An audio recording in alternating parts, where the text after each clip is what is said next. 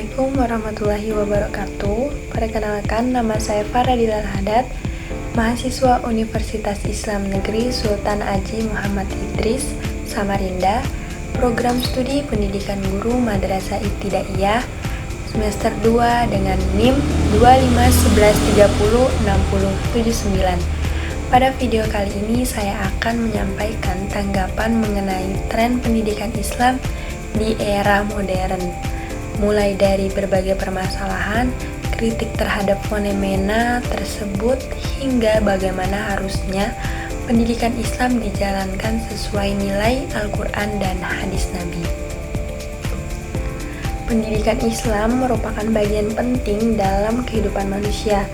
Pendidikan bukan hanya tentang memperoleh nilai tinggi atau pekerjaan, tetapi juga membentuk akhlak, keimanan, dan karakter seseorang. Dalam Islam, tujuan pendidikan adalah menciptakan manusia yang berilmu, beradab, dan bertakwa kepada Allah Subhanahu wa Ta'ala. Saat ini, pendidikan Islam berkembang cukup pesat. Banyak sekolah Islam terpadu, pesantren modern, kajian online, dan kemudahan belajar agama melalui media sosial.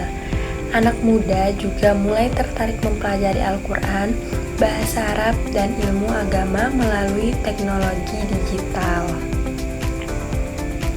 Namun, di balik perkembangan tersebut masih ada beberapa masalah yang perlu dikritisi. Salah satunya adalah pendidikan yang terkadang lebih fokus pada formalitas dibandingkan pembentukan akhlak. Akibatnya, ada pelajar yang pintar secara akademik, namun kurang memiliki sopan santun, kejujuran, dan tanggung jawab. Selain itu, budaya persaingan yang berlebihan membuat banyak siswa tertekan karena tuntutan nilai dan prestasi. Padahal dalam Islam, belajar seharusnya menjadi jalan untuk mendekatkan diri kepada Allah, bukan hanya untuk bersaing secara duniawi. Penggunaan teknologi yang tidak terkontrol juga menjadi tantangan.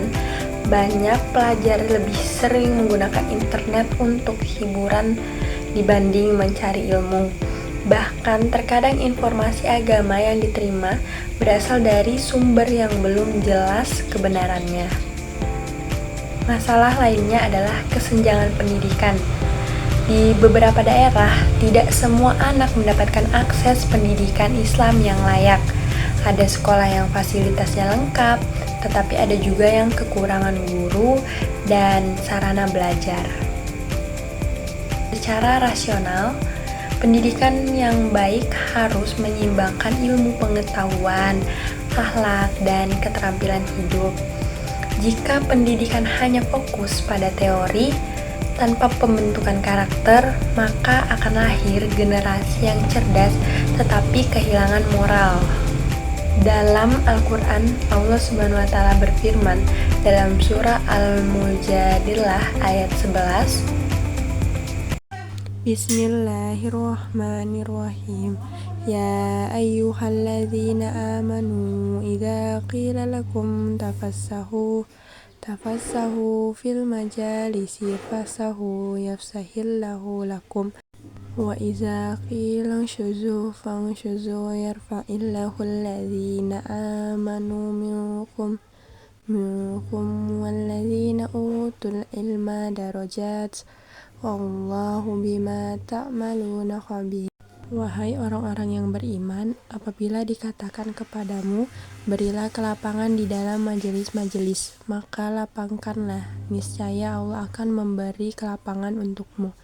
Dan apabila dikatakan, berdirilah kamu, maka berdirilah, niscaya Allah akan mengangkat derajat orang-orang yang beriman di antaramu, dan orang-orang uang diberi ilmu beberapa derajat, dan Allah Maha teliti apa yang kamu kerjakan. Ayat ini menunjukkan bahwa Islam sangat memuliakan ilmu pengetahuan. Selain itu, dalam surah Al-Luqman ayat 13-19 dijelaskan bagaimana Luqman mendidik anaknya dengan penuh hikmah, mulai dari menanamkan tauhid, mengajarkan sholat, kesabaran, akhlak yang baik, hingga larangan bersikap sombong. Dari ayat tersebut kita dapat memahami bahwa pendidikan Islam bukan hanya tentang kecerdasan intelektual, tetapi juga pembentukan karakter moral. Rasulullah SAW bersabda, "Thalibul ilmi faridatu ala kulli muslimin." Menuntut ilmu itu wajib bagi setiap muslim. Hadis ini menjelaskan bahwa mencari ilmu merupakan kewajiban bagi seluruh umat Islam. Kemudian Rasulullah SAW bersabda, "Sesungguhnya aku diutus untuk menyempurnakan akhlak yang mulia."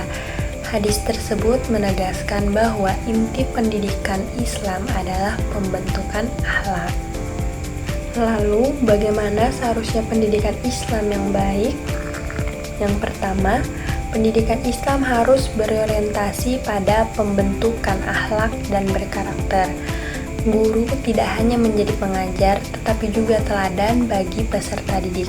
Sekolah harus menciptakan lingkungan yang mendukung kejujuran, kedisiplinan, tanggung jawab, serta sikap saling menghormati, agar siswa tidak hanya cerdas, tetapi juga memiliki perilaku yang baik. Yang kedua, pendidikan Islam harus mampu mengikuti perkembangan zaman tanpa meninggalkan nilai-nilai syariat. Teknologi seharusnya dimanfaatkan untuk memperluas ilmu pengetahuan, media pembelajaran, dan dakwah secara positif. Karena itu, pelajar juga perlu diajarkan literasi digital agar mampu menyaring informasi yang benar dan tidak mudah terpengaruh hal negatif di media sosial.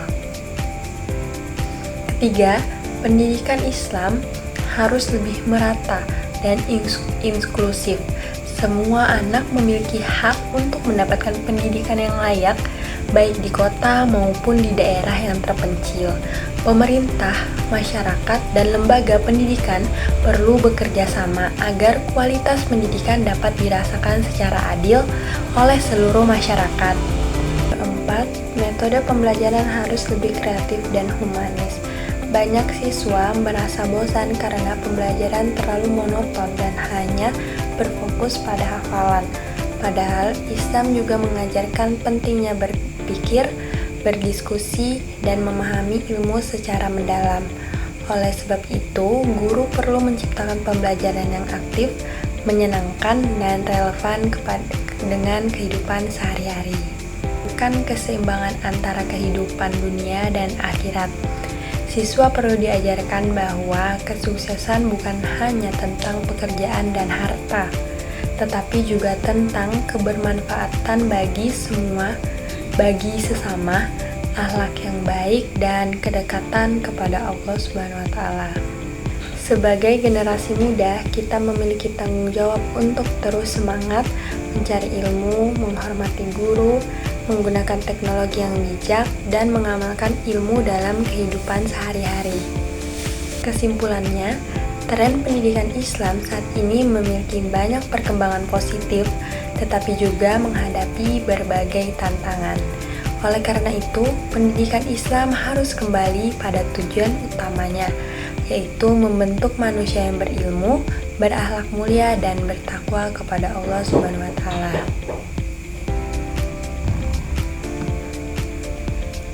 Sekian yang dapat saya sampaikan. Terima kasih atas perhatiannya. Wassalamualaikum warahmatullahi wabarakatuh.